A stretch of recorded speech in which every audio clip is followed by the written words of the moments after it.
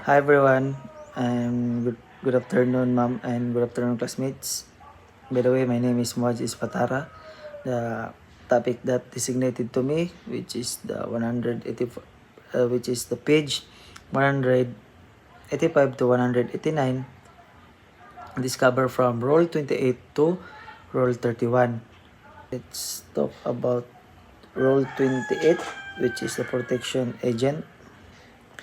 So, Section 94, General Guidelines on Deployment of Personal Security Escort or PSES or PES, the Police Security Protection Group or PSPG shall process the authority to deploy protection agent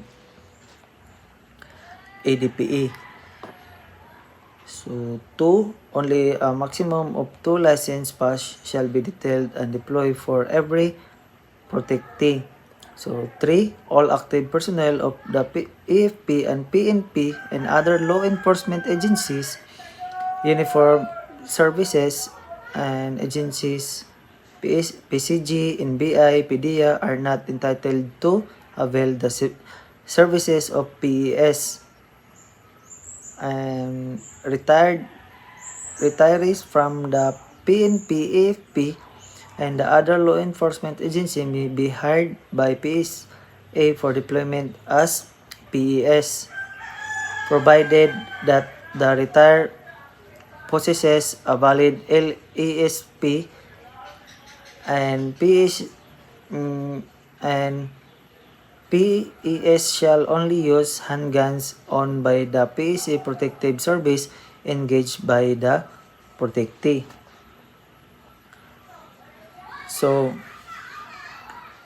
ang PSPG or we call Police Security Protection Group has to process the permission or the authority to deploy protection agent or ADP before anyone can get a bodyguard. So think of it like getting a license first, and then 2 is the maximum number of the bodyguards. So you can only have maximum of 2 licensed PES assigned to protect one person or protectee. No one gets to have entire squad. So sa 3, who can't be a PA while active. If you are currently working in AFP or Armed Forces of the Philippines or PNP, which is Philippine National Police, or other law enforcement agencies like PCG, NBI, or PDEA, you can't be a PA. This prevents conflict or interest. So retirees can be hired. Retired personnel from the PNP, FP, and other law enforcement can be hired as PES. However, they need to have a valid license to exercise security profession or LESP. So, 5. Firearm rules. So, PES are not allowed to use handguns that belong to security agencies or the person they are protecting or the protectee. This is to make sure that the weapon are properly managed. So, Section 95, Employment of PSA by protectee applicant. So, protectee applicant shall submit to the PSA Protective Services the following documents. So, first, request letter from protectee to PSA. Second, National Police clearance for Filipino citizens protectee. And 3, the Bureau of Immigration or BI or clearance for foreign national protectee. So, Section 96, Authority to conduct inspection for deployed protection agent, PSPG and or SOSIA or RCSU inspection team will not conduct an announced spot check to all deployed protection agents and objectively use approved checklist as basis of violation and penalty to be imposed. And Section 97, imposition of penalty for violation of protection agents.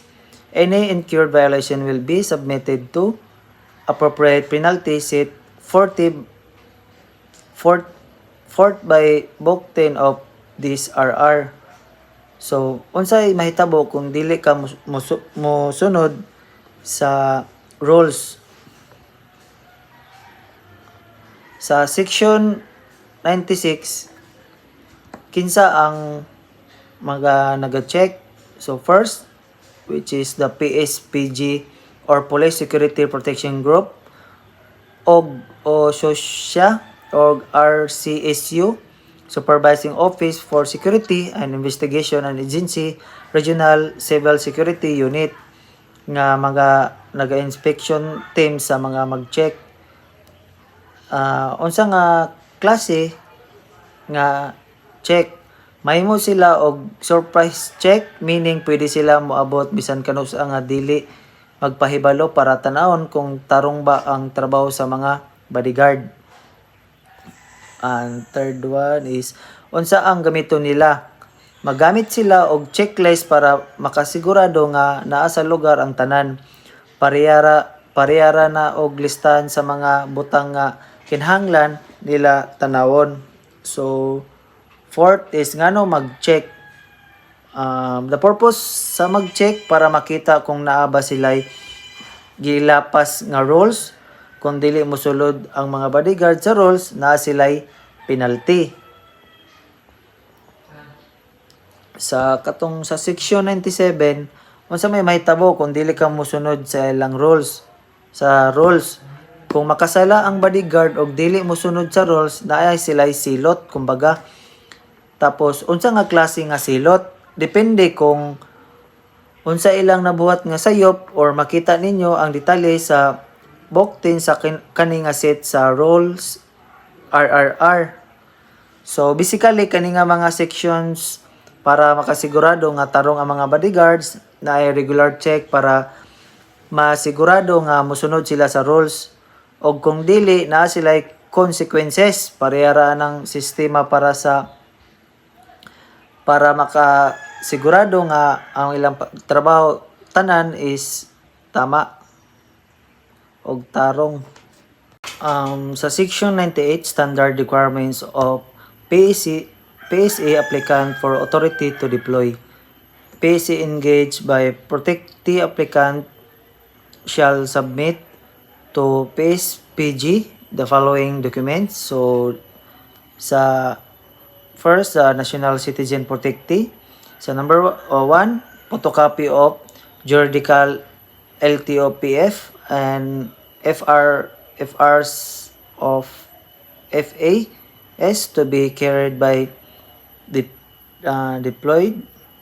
Second, photocopy of the security service contract between the PSA and protectee. Third, affidavit of undertaking by the protectee that PSA and her and his employee shall be utilized only for protective security. So 4, certificate of non-pending case of PDA protective service from SOSYA. So 5, national police clearance of the protectee. And 6 is request letter of the protectee addressed to Chief PNP. Sa first, ang kailangan daw nimo is the photocopy sa LTOPF o FES, kini nga mga lisensya sa pagpanag-iya og armas. Sa ikaduha, photocopy daw sa kontrata. Kani ang kontrata between nimo og sa security agency. Sa katulo nga kailangan is the affidavit, kani usa ka sworn statement nga ang imong bodyguard para lang sa protection, dili para sa lain. Sa ikaupat daw kay certificate of non-pending case. So kani gikan sa SO or SIA or SOSYA nga wala kay pending case. Ikalima, National Police Clearance. So kani para makita nga wala kay criminal record. Sa 6 is request letter. Kani nga letter para sa mga chief sa PNP nga nanghangyo ka nga magkuha og bodyguard. And then sa foreign national protectee, ang mga kinanglan dito is number 1, photocopy of juridical LTO-PF and FRS of FES2 be carried by deployed PES, and 2 is photocopy of the security service contract between the PSE and host of the foreign national protectee. So ikatulo, affidavit of undertaking by the host of the foreign national protectee that the PES in his and or her employee shall be utilized only for protective security. So 4, certificate of non-pending case or the PDA or protective service from SOSIA. Sa 5 is travel itinerary of the foreign national protectee. 6, request letter from the host of the foreign national protectee addressed to the chief PNP. And 7 is Bureau of Immigration clearance of the foreign national protectee. So, first, kailangan do sa foreign nga tawag ni katong foreign national protectee is first photocopy sa LT, OPF o FES, same sa Filipino, same ra sila sa Filipino, lisensya sa armas.